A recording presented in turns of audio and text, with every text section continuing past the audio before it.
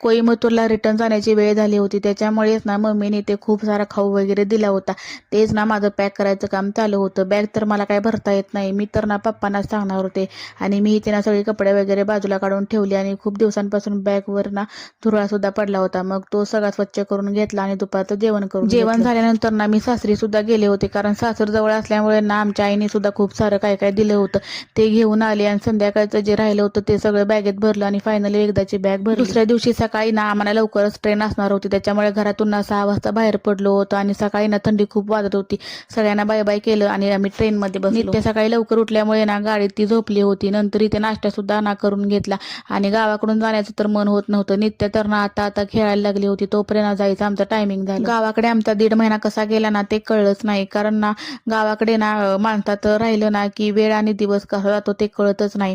आणि त्यात फॅमिली सोबत राहण्यात मजा काही वेगळीच असते. गावाकडचं वातावरण आणि गावाकडचं सगळंच टायमिंग रुटीन ना खूप छान असतं बरं का.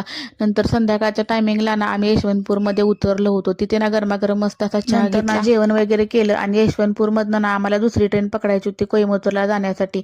मग नाही ते आम्ही ट्रेनची वाट बघत ना स्टेशनवरतीच फिरत बसलो होतो. नंतर सकाळचे ना 9 वाजले होते आणि फायनली ना आम्ही पोहोचलो होतो कोईमतूरमध्ये. नित्याचे पप्पा ना आमची गाडी यायच्या आधीच येऊन थांबले होते. मग आम्ही तिथूनच ना रेड टॅक्सी केली होती. जातानाच ना ट्रॅफिक तर खूप लागलं होतं आणि इतकं दमलो होतो ना कधी घरी जाईन असं झालं होतं. चला मग असा झाला आमचा महाराष्ट्र टू कोईमतूर प्रवास. कसा वाटला ते मला नक्की सांगा कमेंटमध्ये. भेटूया अशाच एका नवीन ब्लॉगमध्ये. तोपर्यंत बाय.